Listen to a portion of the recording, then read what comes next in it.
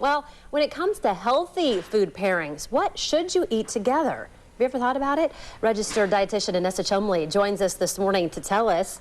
Nice to see you again. You too, Angela. I have to tell you, this is something I haven't really thought about. Yeah, most people haven't. You know, what you should eat together. We're talking about nutritional value. Is that right, and how it absorbed? Or yes. not? Well, we're talking about nutrients that like to be absorbed together, and even those that inhibit each other's absorption. So I call them the friends and the enemies. Okay, so on this table, we have our friends. And then our enemies. We have our enemies. So let's start with our friends. Okay, yes. Why do we put these together? Iron and vitamin C. And this is a huge deal because there's a big percentage of the population walking around with iron deficiency anemia. These people are going to be fatigued, short of breath, even pale, because iron gives us the dark color in the blood. So those people, when they're eating something high in iron, such as steak, even clam, shrimp, whatever, they could eat something high in vitamin C. We typically think of oranges, but it could be tomatoes, it could be red bell pepper. Something as simple as squeezing lemon into your water will help. It's almost like vitamin C takes iron's hands and says, let's be absorbed together. Are you serious? And, yep, and it'll really, really help out those people that have low iron. Well, good deal. Okay, so vitamin C, eat it with your iron. Vitamin C, got iron, that one friends. down. All right, now, I'm guessing this has something to do with calcium and... Calcium, vitamin D, and sunshine. And sunshine. Those three go together, they're friends. So calcium, we have to have calcium for our bones. Everybody knows that. We have to have vitamin C in order to absorb calcium, and we have that represented here by salmon, but all milk is fortified with vitamin D. Vitamin D, I mean.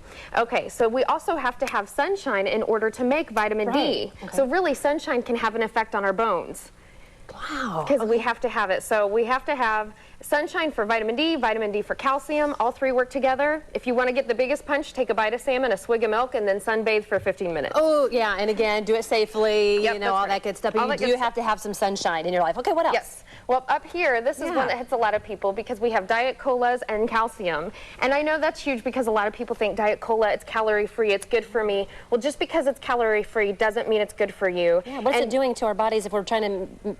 Well, it's the phosphorus, too much phosphorus in those dark colas. So what happens is that phosphorus actually pulls some of the calcium out of your bones, equals osteoporosis as we get older. Wow. Yeah, so a choice is either douse your Diet Cola with milk or stay away from it and save your sweet bones. Oh, goodness. Okay, talk about breakfast and cereal. We've got coffee and cereal. Yes. These are no-nos? These are enemies. It doesn't mean coffee's bad, but there's something called polyphenolic compounds in coffee. There won't be a test on this later. Okay, yeah. Nobody needs to know that, but polyphenolic compounds in coffee that inhibit the absorption of iron and certain other minerals in your breakfast cereal. Like I said, doesn't mean coffee's bad, but if iron's a consideration for you, don't drink it, and especially don't take your multivitamins with something like coffee. Okay, and how long should we wait in between? Can you eat? Maybe a half hour. Okay, so half an hour in between. Now, let's talk about broccoli and tomato, something like this together. Why is this good? Yes, well, you mentioned food dating. These two should be married, and scientists are still studying this, but for some reason, broccoli and tomatoes together is like a cancer-fighting duo, is what I call it. They just pack a double punch. The antioxidants in them really do a number on helping our bodies out.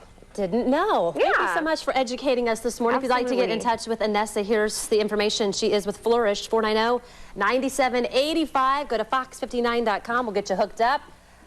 They're married, Jem. Didn't know it. Broccoli and tomatoes together forever.